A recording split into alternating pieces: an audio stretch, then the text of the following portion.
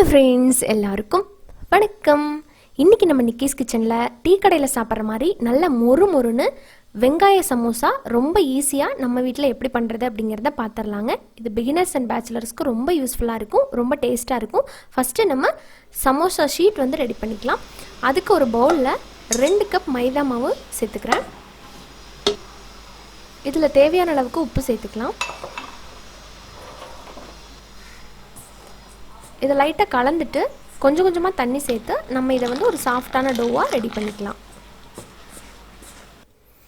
நீங்கள் மைதா மாவுக்கு பொதுவாக கோதுமை மாவு சேர்த்தும் பண்ணலாம், பட் டேஸ்ட் வந்து கொஞ்சம் டிஃப்ரெண்ட்டாக இருக்கும். அது இல்லாமல் அந்த மேல் லேயர் வந்து ரொம்ப ஹார்டாக இருக்கிற மாதிரி இருக்கும். இப்போ இந்த அளவுக்கு பிசைஞ்சதுக்கு அப்புறமா இதில் வந்து கொஞ்சம் ஆயில் போட்டுட்டு நம்ம மூடி வச்சிடலாம். ஒரு கிளாத் போட்டு கவர் பண்ணி வச்சுருங்க. அதுக்குள்ளே நம்ம உள்ளே வைக்கிற அந்த வெங்காய ஸ்டஃபிங் இருக்கு இல்லைங்களா, அதை ரெடி பண்ணிக்கலாம். ஸ்டஃபிங்க்கு நான் 2 பெரிய வெங்காயத்தை நல்லா பொடி பொடியாக கட் பண்ணி எடுத்து வச்சுருக்கிறேன். அடுத்ததாக இதில் ஒரு பச்சை மிளகாவை பொடி பொடியாக கட் பண்ணி போட்டுக்குங்க. கூடவே நறுக்குனா மல்லி இலை, அப்புறமா கருவேப்பிலை ரெண்டுமே சேர்த்துக்கலாம். அப்புறம் இதில் கொஞ்சம் வாசனைக்காக 1/4 டீஸ்பூன் அளவுக்கு கரம் மசாலாவும் 1 டீஸ்பூன் அளவுக்கு மிளகாய்த்தூள் உங்கள் காரத்தை பொறுத்து சேர்த்து நல்லா கலந்து விட்டுருங்க. வெங்காய சமோசா அப்படிங்கிறதுனால இந்த ஃபில்லிங் போதுமானதாக இருக்கும், நல்லா டேஸ்ட்டாகவே இருக்கும். அடுத்ததாக இப்போ நம்ம மாவை எடுத்து உருட்ட ஆரம்பிச்சிடலாம். இதிலேருந்து நமக்கு சின்ன சின்ன உருண்டைகளாக நீங்கள் உருட்டி வச்சுக்கோங்க. கிராக் இல்லாமல் எடுத்து உருட்டிக்கோங்க. அப்போ தான் ஷீட் பண்ணுறதுக்கு பார்த்திங்கன்னா நல்லா ரவுண்ட் ஷேப் உங்களுக்கு கிடைக்கும். உருட்டின உருண்டையை நம்ம தேய்க்க ஆரம்பிச்சிடலாம். லைட்டாக வந்து வரமாவு போட்டுட்டு எப்பயும் சப்பாத்தி தேய்க்கிற மாதிரி தேய்ச்சிக்கோங்க. ஒரு அளவாக தேய்ச்சிக்கோங்க. நம்ம 2-3 அந்த மாவு எடுத்து ஒன்றா சேர்த்து வச்சதுக்கப்புறம் நல்லா ஃபுல்லாக தேய்க்க போகிறோம். ஒன்றா நம்ம ஃபுல்லாக விரித்தோம் அப்படின்னா கொஞ்சம் கஷ்டமாக இருக்கும். அதனால் நான் என்ன பண்ணிக்க போகிறேன்னா, இந்த அளவுக்கு விரிச்சதுக்கப்புறமா இதை ஒரு பிளேட்டில் மாற்றிட்டு அது மேலே வந்து கொஞ்சம் ஆயில் போட்டுக்கிறேன். ஆயில் போட்டுட்டு கொஞ்சம் நிறையவே வரமாவு சேர்த்துக்கோங்க. சேர்த்ததுக்கப்புறமா இதே மாதிரி இன்னொரு உருண்டையும் இதே மாதிரி உருட்டி தேய்ச்சி அதில் மேலே வச்சுருங்க. உங்களால் எவ்வளோ வைக்க முடியுமோ இது மாதிரி 1, 2, 3, 4, 5 வரைக்கும் கூட நீங்கள் வச்சுக்கலாம். நான் இன்றைக்கி ஒரு 3லேருந்து 4 போல் இந்த மாதிரி சேர்த்து வச்சுருக்கேன். பார்த்தீங்களா, மொத்தமாக சேர்த்து வைக்கும்போது இடையில மாவு அண்டு எண்ணெய் இது ரெண்டும் போட மறந்துடாதீங்க. அப்போ மறுபடியும் பிரிக்கும் போது வராது. இப்போ மறுபடியும் ட்ரை ஃப்ளார் போட்டுட்டு இதை மொத்தமாக நல்லா தேய்ச்சிக்க போகிறேன். இப்போ தேய்க்கும் போது உங்களுக்கு ரொம்ப ஈஸியாக நல்லா எவாப்ரேட் ஆகி வரும் மாவு. தனித்தனியாக ஷீட் தேய்க்கிறத விட இப்படி மொத்தமாக சேர்த்து நம்ம நல்லா எந்த அளவுக்கு நல்லா விரிக்க முடியுமோ அந்த அளவுக்கு விரிச்சுக்கோங்க.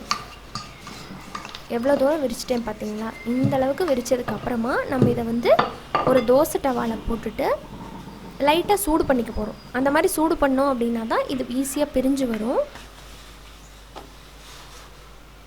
ரொம்ப நேரம்லாம் வைக்க தேவையில்லை, சப்பாத்தி மாதிரி நம்ம சுட தேவையில்லை. லைட்டாக ஒரு மேலே தொட்டு பார்த்திங்க அப்படின்னா நல்லா சூடு வந்துருச்சு அப்படின்னா திருப்பி போட்டுருங்க.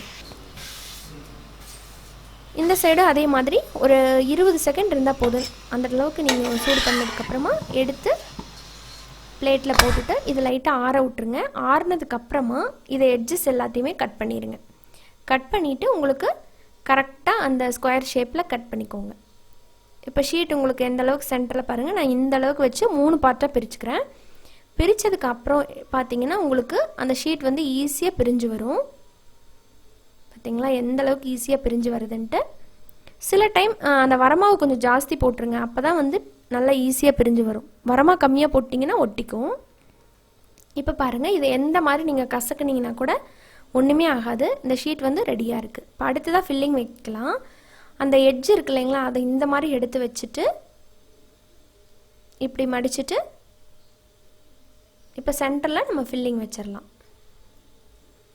இப்போ இந்த இடத்துல நீங்கள் வந்து வெங்காயத்தை உள்ளே வச்சிடலாம்.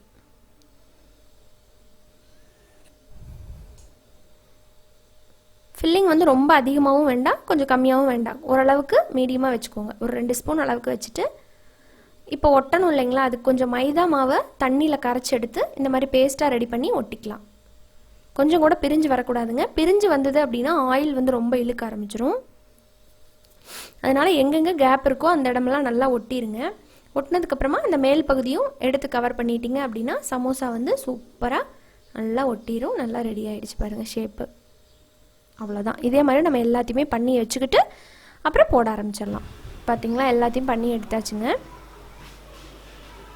நான் ஷீட் வந்து இன்னும் பாதி வச்சுருக்கேன், கொஞ்சமாக தான் இப்போ செஞ்சிட்ருக்கிறேன். அடுத்ததான் இப்போ வந்து எண்ணெய் வந்து ஒரு மீடியம் ஃப்ளேமில் சூடு பண்ணிடுங்க. ரொம்ப ஹை ஃப்ளேமில் பண்ணக்கூடாது, மீடியமாக தான் இருக்கணும்.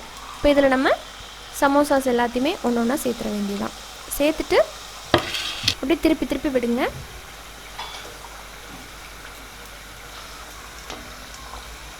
இந்த மாதிரி மீடியமாக வச்சு பண்ணும்போது நல்லா கிறிஸ்பியாக கிடைக்கும், உள்ளேயும் நல்லா ஃபில்லிங் எல்லாம் வெந்திருக்கும். இப்போ 2 பக்கமும் நல்லா ப்ரௌன் ஆகிட்டு எண்ணெய் கொதி அடங்கினதுக்கப்புறமா வெளியே எடுத்துருங்க. ரொம்ப அருமையான நம்மளோட வெங்காய சமோசா டீக்கடை ஸ்டைலில் ரெடி ஆகிடுச்சு.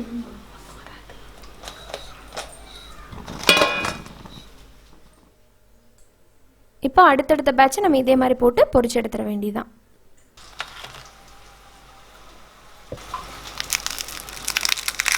பார்த்தீங்களா எவ்வளோ கிறிஸ்பியாக இருக்குன்னு. ரொம்ப டேஸ்ட்டாக இருக்கும், நீங்கள் கடையில் வாங்குறத விட ருசியாகவே இருக்கும். நீங்கள் இந்த சமோசா ஷீட்டை ரெடி பண்ணி வச்சுக்கிட்டீங்க அப்படின்னா எப்போ வேணாலும் ஈஸியாக நமக்கு பிடிச்ச மாதிரி ஃபில்லிங் ரெடி பண்ணி நம்ம சமோசா சுட்டுக்கலாம்.